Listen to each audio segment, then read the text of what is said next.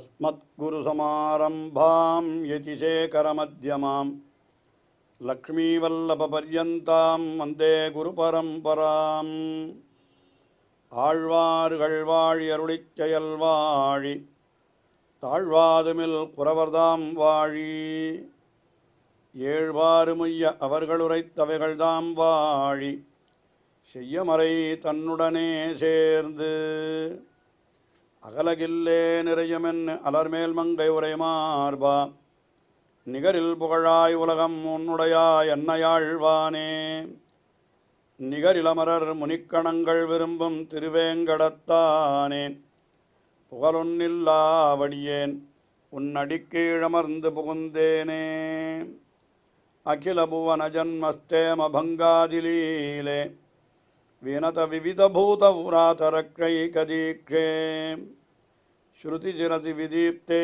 பிரம்மணி ஸ்ரீனிவாசே பவது மம பரஸ்மின் ஷேமுழி பக்திரூபா ஸ்ரீமான் வெங்கடநாதார்ய கவிதார்க்கிககேசரி வேதாந்தாச்சார்யவர்யோ மே சந்நிதத்தாம் சதா ஹிருதி.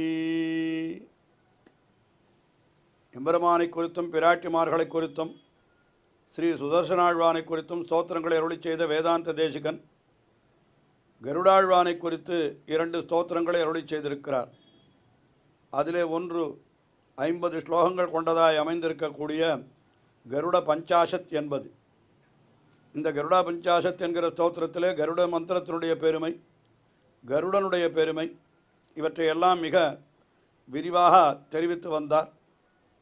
அதிலே பல ஸ்லோகங்களிலே அந்த கருடாழ்வான் அமிர்தத்தை கொண்டு வருவதற்காக சென்றது, அங்கே பாம்புகள் தமக்கு விரோதியான இந்த பாம்புகளை எல்லாம் அவர் அழித்தது என்று அந்த சரித்திரத்தை பல ஸ்லோகங்களிலே அனுபவித்தார். அதற்கு பிறகு கருடனுடைய அணிகலன்களாக இருக்கக்கூடிய பாம்புகள், கருடன் பாம்புகளையே தனக்கு அணிகலனாய் அணிந்து கொண்டிருக்கிறார். தலையிலே ஒரு பாம்பு, 2 கைகளிலே பாம்பு, கழுத்திலே ஒரு பாம்பு, அதே போல் அடையில் அதாவது இடுப்பிலே ஒட்டியானம் போல கூட ஒரு பாம்பு, தக்ககன் என்கிற பாம்பு, அதைத்தான் அவர் அணிந்திருக்கிறார் என்று சொல்லுகிற பொழுது அவற்றையெல்லாம் கூட ஒரு ஸ்லோகத்திலே அனுபவித்தார். தலையிலே அணிந்திருக்கக்கூடிய பாம்பு அது எப்படி இருக்கிறது என்று அதை ஒரு ஸ்லோகத்திலே அனுபவித்தார். கைகளிலே இருக்கக்கூடிய பாம்பு என்று இவற்றையெல்லாம் அனுபவித்தார். இப்பொழுது 44வது ஸ்லோகத்திலேயும் இதற்கு அடுத்த ஸ்லோகத்திலேயும் 45வது ஸ்லோகத்திலேயும் சரி, இரண்டிலுமே என்ன தெரிவிக்கிறார் என்னால், இந்த தக்ஷகன் என்கிற பாம்பு கருடாழ்வானுக்கு அரைஞானாக அது எப்படி விளங்குகிறான் என்கிறதை விளக்குகிறார்.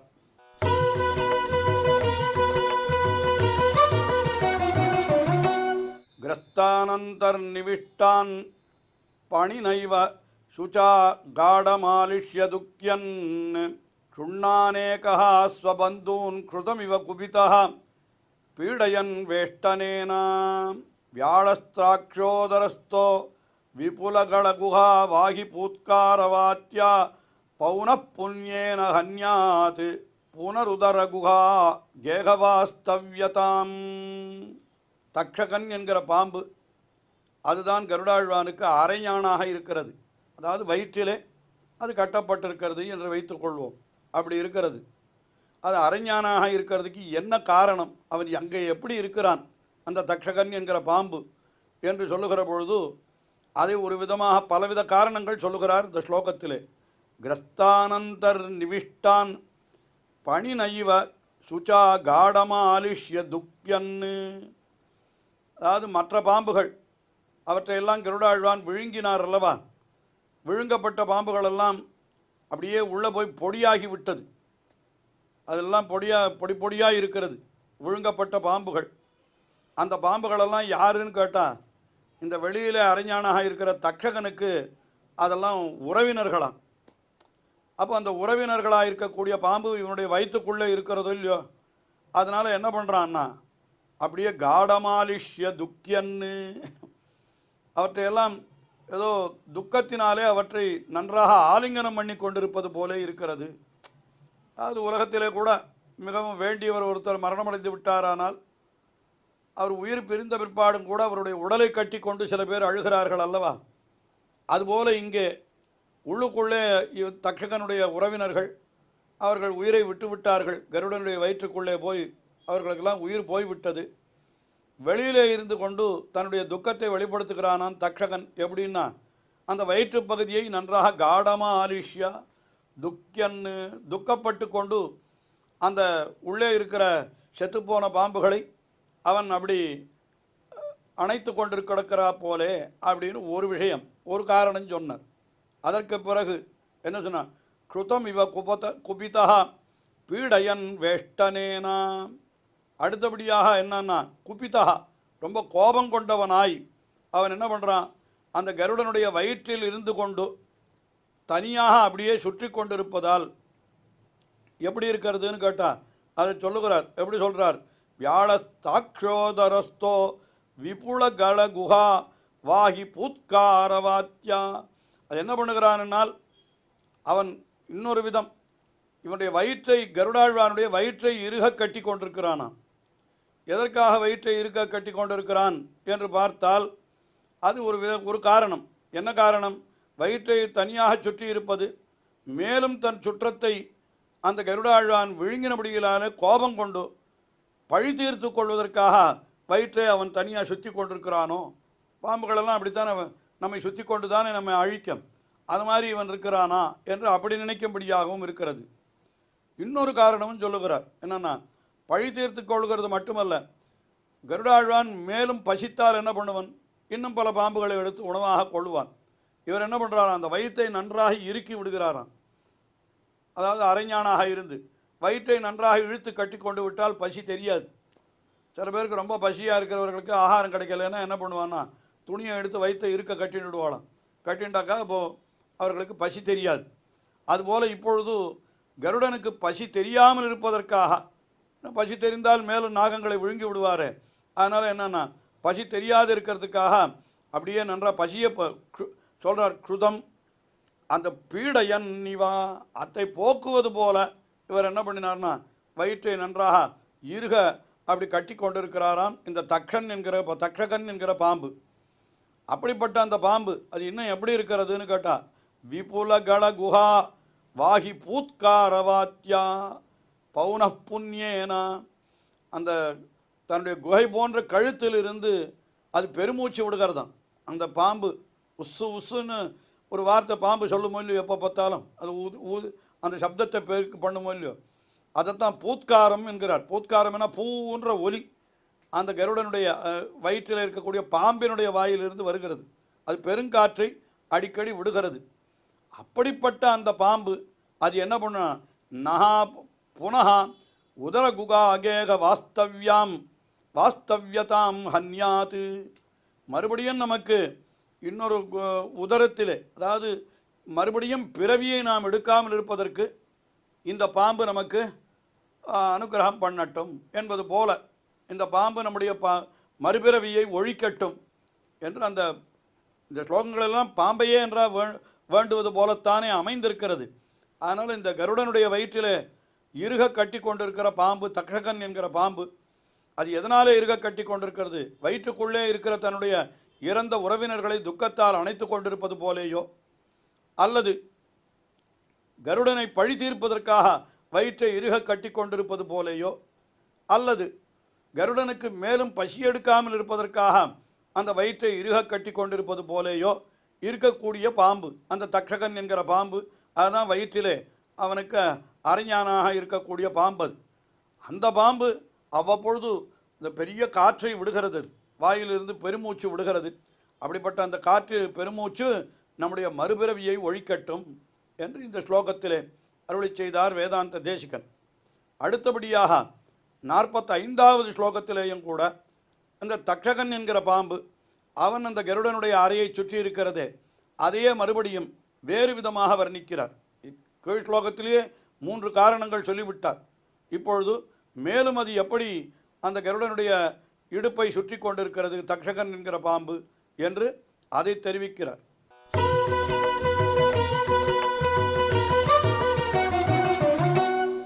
காடாசக்தோ கருத்மத் கடிதட நிகட்டே ரக்த சண்டாதகாங்கே பக்கத் காஞ்சி மகிம்னா பணமணி மகசா லோகிதாங்கோ புஜங்கா சத்தா சாம்சித்திகம் நா சபதி பகுவிதம் கர்மபந்தம் நிருந்தியாத் விந்தியாத்ரியாலீன சந்தியாகனகடித தடித்காந்தி சாதுர்ய துர்யா. கருடனுடைய அறையை அது நன்றாக அப்படி இறுக பற்றி கொண்டிருக்கிறது இந்த தக்ஷகன் என்கிற பாம்பு. அது அந்த இடத்துல எப்படி இருக்கிறது என்று கேட்டால் ரக்த சண்டாதகாங்கே கருத்மது, அதாவது இடையிலே அவர் ஒரு வஸ்திரத்தை அணிந்திருக்கிறார். சாதாரணமாக அதை நாம் கௌபீனம் என்று சொல்லுவோம். அது லங்கோடு என்று கூட சில இடத்துல சொல்லப்படுகிறது. அப்படிப்பட்ட ஒரு வஸ்திரத்தை துணியை அணிந்து கொண்டிருக்கிறார் கருடாழ்வான். அது எப்படி இருக்கிறது? அது தொடையினுடைய நடுவில் இருக்கக்கூடிய ஒரு அரை ஆடை. அந்த ஆடை அதுக்கு சண்டாதக அங்கே, இந்த சண்டாதகம்னு பேர். அதற்கு அந்த அரையாடைக்கு சண்டாதகம்னு பேர். அது எப்படி இருக்கிறது? ரக்த சண்டாதக, சிவந்த நிறத்தில் இருக்கக்கூடியதாய் அந்த ஒரு வஸ்திரம் திகழ்கிறது. அந்த இடத்திலே தான் எங்கே இருக்கிறான்? கருத்மத் கட்டிதட்ட நிகட்டே காட ஆசக்தா. அந்த இடத்திலே தான் இந்த இவனும் கூட தக்ஷகன் என்கிற பாம்பும் கூட அரைஞானாக ஒட்டியானம் போல அப்படி ஒட்டி கொண்டிருக்கிறான். அது எப்படி இருக்கிறது? காஞ்சி மகிம்னா, காஞ்சி என்னால் ஒட்டியானத்திற்கு காஞ்சி என்று பெயர். காஞ்சி மகிம்னா, ஒட்டியானத்தின் பெருமையை உடையதாக அந்த தக்ஷகன் என்கிற பாம்பு இருக்கிறது. அந்த பாம்பனுடைய தலையில் மாணிக்கம் இருக்கிறதான். பணமணி மகசா லோகிதாங்கா, அந்த பட்டத்தினுடைய ரத்னத்தினுடைய ஒளியினாலே அது செம்மையான உடலை உடையதாக இருக்கிறது. அதாவது அது இன்னும் கொஞ்சம் சிகப்பாக காணப்படுகிறது. அதனுடைய அந்த வஸ்திரம், ஏற்கனவே வஸ்திரம் சிகப்பு, இந்த பாம்பினுடைய தலையில் இருக்கக்கூடிய மாணிக்கம் காரணமாக அதனுடைய உடலும், மாணிக்கத்தினுடைய ஒளி காரணமாக அதனுடைய உடலும் சிவந்து காணப்படுகிறது. அது பார்க்கறதுக்கு எப்படி இருக்கிறது அப்படின்னு கேட்டால், விந்தியாத்ரி ஆலீன சந்தியாகன கட்டித தடித்காந்தி சாதுர்ய துர்யா. அது விந்திய மலையிலே மாலை காலத்திலே விந்திய மலையிலே மேகங்கள்லாம் தங்கி இருக்கிறதா. அப்போ அது என்ன, அந்த அந்தி காலத்தில் சாயங்காலத்தில் சூரியனுடைய அந்த சிகப்பு கிரணங்கள் பட்டால் அப்போ என்ன ஆகுன்னு கேட்டால் அந்த மேகங்களும் கூட சிவந்து காணப்படும். அப்படிப்பட்ட அந்த சிவந்து இருக்கக்கூடிய ஒரு சந்தியாராக ரஞ்சிதமான ஆகாசம் போலே என்று கூட வேறு இடங்களிலே சொல்லப்படுவதுண்டு. அதைத்தான் இங்கே சொல்கிறார். ஏற்கனவே செந்நிற ஆடையை அணிந்திருக்கிறார் கருடாழ்வான் அறையில். அந்த அறைக்கு மேலே இந்த தக்ஷகன் என்கிற பாம்பு அது ஒட்டியானம் போலே அமைந்திருக்கிறது. அதனுடைய தலையில் இருக்கக்கூடிய மாணிக்கம் அது சிவந்த ஒளியை வெளியிடுகிறபடியினாலே இந்த பாம்பனுடைய உடலும் சிவந்து காணப்படுகிறது. அது பார்ப்பதற்கு எப்படி இருக்கிறதுன்னு கேட்டால், விந்திய மலையிலே தங்கிய மாலைக்கால மேகம் போலே என்று சொல்லுகிறார். மாலை காலத்திலே மேகம் சிவந்து காணப்படும் சூரியனுடைய கிரணங்கள் காரணமாக. அதுவும் மலையிலே தங்கி இருக்கிற இடத்துல. அப்போ அந்த மாதிரி இருக்கிறதா. அப்படிப்பட்ட அந்த புஜங்கா, அந்த தக்ஷகன் என்கிற பாம்பு நமக்கு என்ன கொடுக்க வேண்டும் என்றால், சத்தா சாம்சித்திகம் பகுவிதம் கர்மபந்தம் சபதி நிருந்தியாது. நமக்கு எப்பொழுதும் கூடவே இருந்தக்கூடிய அந்த கர்மபந்தம், கர்மத்தின் காரணமாக நாம் கட்டுப்பட்டிருக்கிற நிலை இருக்கிறதே, அதை நிருந்தியாத் ஒழித்திடட்டும்.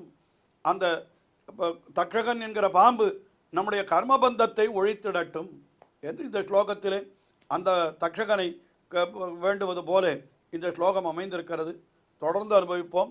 ஸ்ரீயக்காந்தாய கல்யாண நிதையே நிதையேர்த்தினாம் ஸ்ரீவேங்கட நிவாசாய ஸ்ரீனிவாசாய மங்களம். ஸ்ரீமத் சுந்தர ஜாமாதர் முனிமானசவாசினே சர்வலோக நிவாசாய ஸ்ரீனிவாசாய மங்களம்.